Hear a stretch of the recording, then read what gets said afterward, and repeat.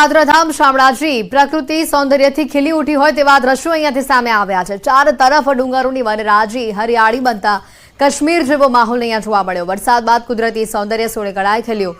યાત્રાધામ ખાતે આવતા પ્રવાસીઓ પણ આ નજારો માણી રહ્યા છે।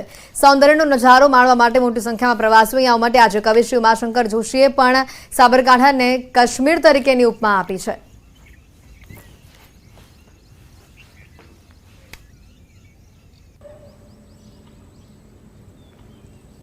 ગુજરાતમાં વરસાદે તોફાની બેટિંગ કરી છે અને જેના કારણે નદી નાળા અને ચેકડેમોમાં નવા નીરની આવક થવા પામી છે તો કેટલાક ધોધ સક્રિય થયા છે જેના કારણે આહલાદક દ્રશ્યો પણ જોવા મળી રહ્યા છે। સુરત જિલ્લાના એકમાત્ર ગણાતા દેવઘાટ ધોધના આકાશી દ્રશ્યો સામે આવ્યા છે જેમાં દેવઘાટ ધોધ સોળે કળાએ ખીલેલો જોવા મળી રહ્યો છે। ઉમરપાડામાં ગઈકાલે ખાબકેલા 14 ઇંચ વરસાદથી દેવઘાટમાં ભરપૂર પાણીની આવક થઈ છે। સાથે ઉમરપાડાના અનેક જળાશયોમાં ભરપૂર પાણીની આવક થઈ રહી છે। દેવઘાટમાં ઇકો ટુરિઝમ પોઈન્ટ પણ બનાવવામાં આવ્યો હતો અને હાલ દેવઘાટ પ્રવાસીઓ માટે આકર્ષણનું કેન્દ્ર બન્યું છે। દેવગઢ ખાતે પ્રવાસીઓ માટે આદિવાસી વાનગીઓ પણ મળી રહે છે।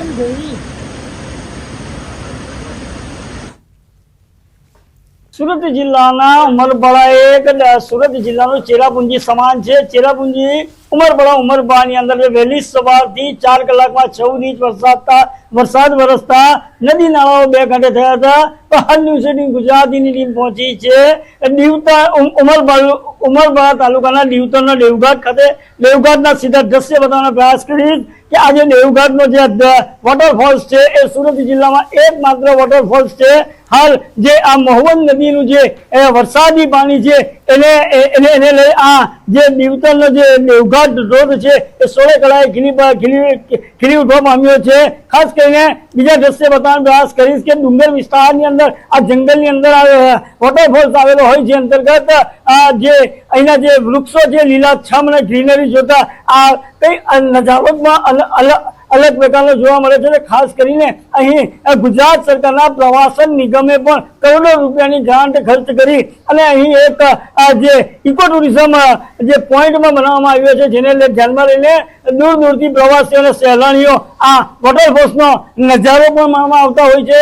અને આ જે વોટરફોલ્સનો નજારો છે એ નયનરમ્ય દ્રશ્ય પણ લોકો કેમેરામાં કેદ કરતા હોય છે। ખાસ કરીને આજે જે ઉમરપાડાના દીવતરના દેવઘાટનો વોટરફોલ્સ સિઝનમાં પ્રથમ વખત જ જે આ નયનરમ્ય દ્રશ્ય જોવા મળ્યા છે જેને લઈને હાલ પ્રવાસીઓમાં પણ એક અનેરો ઉત્સાહ પણ જોવા મળે એવી ચોક્કસપણે આ દ્રશ્ય કઈ થઈ જાય છે। કેમેરામેન સ્મિત રાઠોડ સાથે કેતન પટેલ, ન્યૂઝ 18 ગુજરાતી, દેવઘાટ, સુરત। રાજકોટથી મોટા સમાચાર આવી રહ્યા છે। નેશનલ હાઈવે ઉપર બ્રિજની અંદર તિરાડો પડી ગઈ છે। બ્રિજના મુખ્ય પિલરના સળિયા દેખાવા લાગ્યા છે। આ બ્રિજમાં અનેક જગ્યાઓ પર મોટી તિરાડો પડી છે। અગાઉ આ જ હાઈવે ઉપર બ્રિજની દિવાલ ધરાશાયી થતા 2 લોકોના મોત થયા હતા।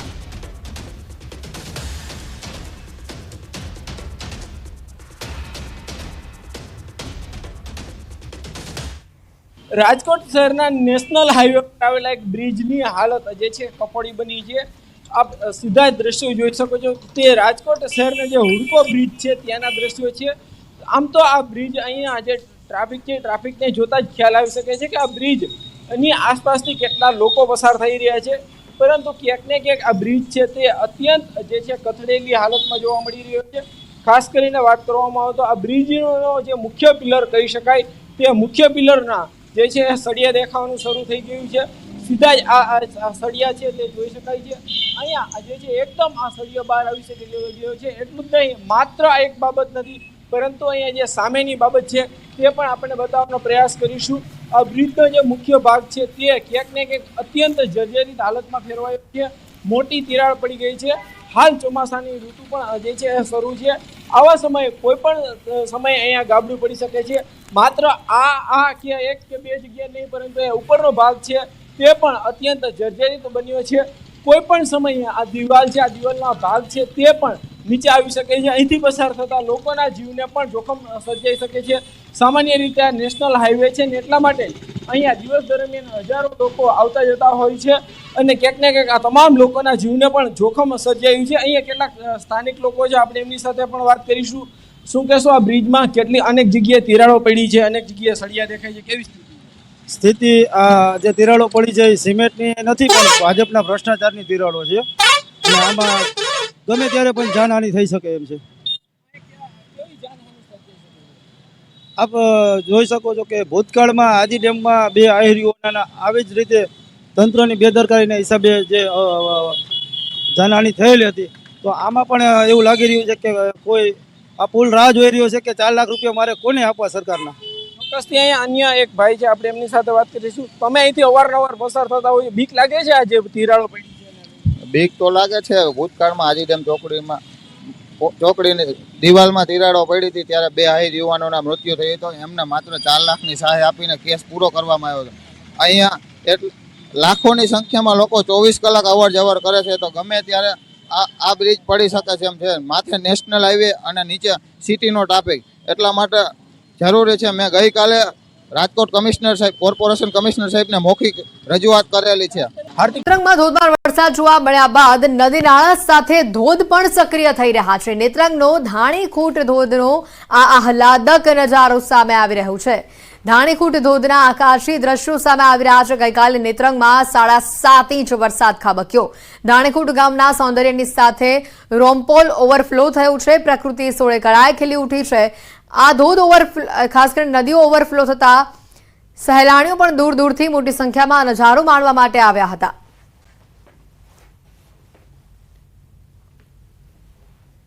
વરસાદી માહોલમાં પ્રકૃતિ સોળે કળાએ ખીલી ઉઠી હોય તેવા દ્રશ્યો. ધાણીખૂંટ ગામ ધોધનો આકાશી આ દ્રશ્યો. રોમપોલનો પણ ધોધ સક્રિય થયો. પ્રકૃતિ આહલાદક તેનો આ નજારો બતાવી રહી છે. ડ્રોન વિઝ્યુઅલ્સ આપને બતાવી રહ્યા છે. ખૂબ જ સુંદર નજારો જોવા મળ્યો. ગઈકાલે 7.5 ઇંચ વરસાદ આ વિસ્તારમાં જોવા મળ્યો હતો અને તે બાદ નદી નાળા તો છલકા હતા, સાથે કેટલાક ધોધ પણ સક્રિય થયેલા જોવા મળ્યા હતા. આ ધોધના આકાશી દ્રશ્યો આપને બતાવી રહ્યા છે.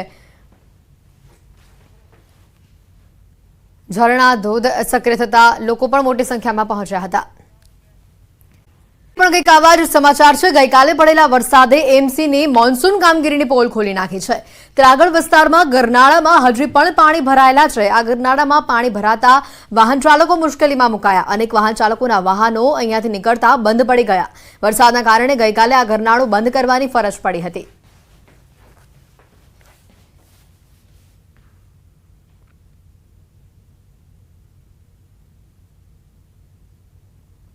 વરસાદ બંધ થઈ જાય તેમ છતાં પણ મુશ્કેલીઓ બંધ થતી નથી અને તેનું ઉદાહરણ છે અમદાવાદના ત્રાગડ વિસ્તારમાં ઉમા ભવાની સોસાયટી પાસે આવેલું આ જે ગરનાળું. ગઈકાલે ધોધમાર વરસાદ વરસ્યો હતો અને તેના કારણે આ ગરનાળું બંધ કરવાની ફરજ પડી હતી.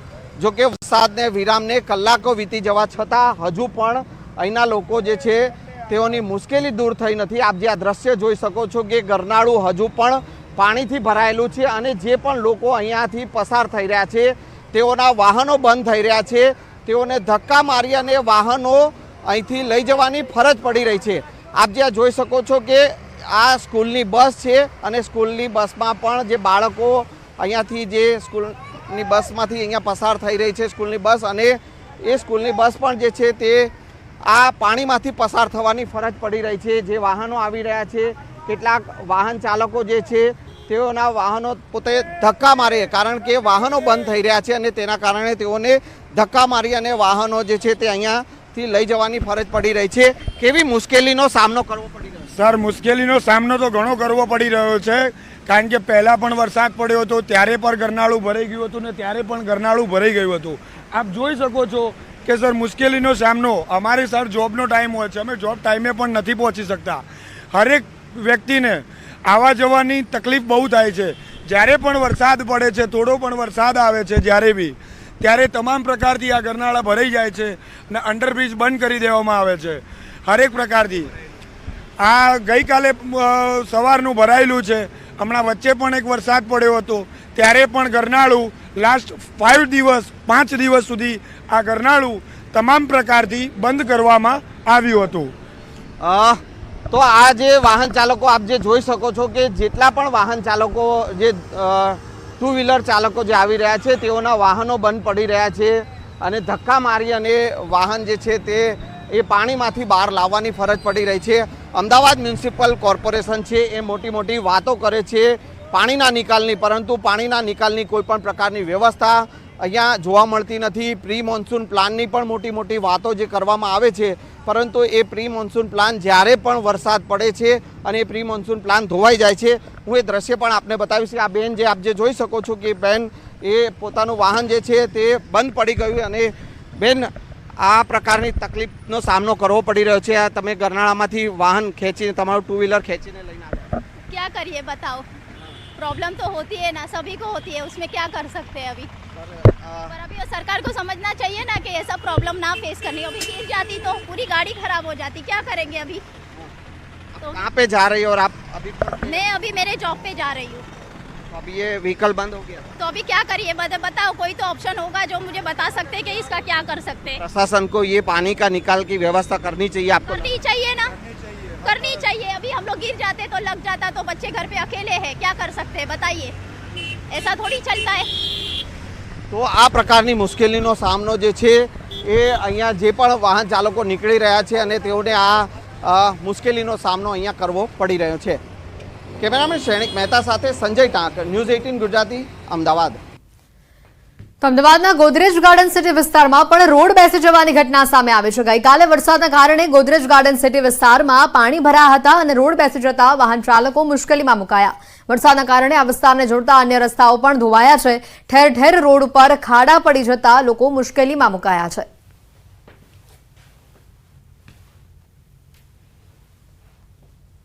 અમદાવાદમાં ગઈકાલે ધોધમાર વરસાદ વરસ્યો હતો અને માત્ર 2 કલાક વરસેલા વરસાદ બાદ હાલ પાણી તો ઓસરી ગયા છે, પરંતુ અમદાવાદ મ્યુનિસિપલ કોર્પોરેશનના પ્રી મોન્સૂન પ્લાનની પોલ ખુલી ગઈ છે। આ વિસ્તાર છે અમદાવાદનો ગોદરેજ ગાર્ડન સિટી વિસ્તાર। ત્યાં આપ જોઈ શકો છો કે અહીંયા પણ ગઈકાલે 2 કલાક વરસાદ વરસ્યો અને પાણી ભરાઈ ગયા હતા અને જેના કારણે આપ જે જોઈ શકો છો કે ગોદરેજ ગાર્ડન સિટીમાં રોડ બેસી જવાની ઘટના અત્યારે જોવા મળી રહી છે। કોઈ મોટી દુર્ઘટના સર્જાય તો નવાય નહીં, કારણ કે હાલ અહીંયા આપ જે જોઈ શકો છો કે મોટી સંખ્યામાં વાહનો જે છે તે અહીંયાથી પસાર થઈ રહ્યા છે અને આ પ્રકારે રોડ બેસી ગયો છે। જો કે અમદાવાદમાં ભૂવા પડવા અને રોડ બેસી જવાની ઘટનાઓ હવે સામાન્ય બની ગઈ છે, પરંતુ એના કારણે સર્જાતા અકસ્માતો જે છે તે પણ ક્યાંક ને ક્યાંક અમદાવાદ મ્યુનિસિપલ કોર્પોરેશનની બેદરકારીની પોલ ખોલી રહ્યા છે। પ્રી મોન્સૂન પ્લાન જે છે તે ધોવાઈ જતો અહીંયા જોવા મળી રહ્યો છે। કેમેરામેન શ્રેણિક મહેતા સાથે સંજય ટાંક, ન્યૂઝ 18 ગુજરાતી, અમદાવાદ। આગળ જોઈએ તો સાબરકાંઠાના ઈડર પંથકમાં પણ મેઘરાજાની ધમાકેદાર બેટિંગ જોવા મળી રહી છે। ઈડર, વડાલી, ખેડબ્રહ્મા સહિતના જે પંથકમાં ધોધમાર વરસાદ જોવા મળી રહ્યો છે। ખાસ કરીને નીચાણવાળા વિસ્તારોમાં પાણી ભરાતા વાહન ચાલકો મુશ્કેલીમાં મુકાયા। ઈડરના ટાવર વિસ્તારમાં વરસાદી પાણી ભરાયા। પાલિકાની પ્રી મોન્સૂન કામગીરીની પોલ અહીંયા ખુલી। જો કે ભારે ઉકળાટ વચ્ચે વરસાદ ખાબકતા ગરમીથી લોકોને રાહત મળી છે।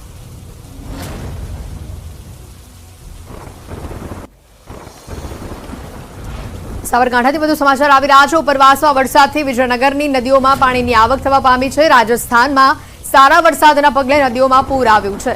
વિજયનગરમાં 3.5 ઇંચ જેટલો વરસાદ ખાબક્યો। પુણ્ય, શીલા, હેરમાતા નદી બે કાંઠે વહેતી થઈ નદીઓમાં ઘોડાપૂર આવતા ખેડૂતોમાં પણ ખુશીનો માહોલ જોવા મળ્યો। પૂર જોવા માટે લોકોના ટોળા સ્થળ ઉપર ઉમટ્યા હતા।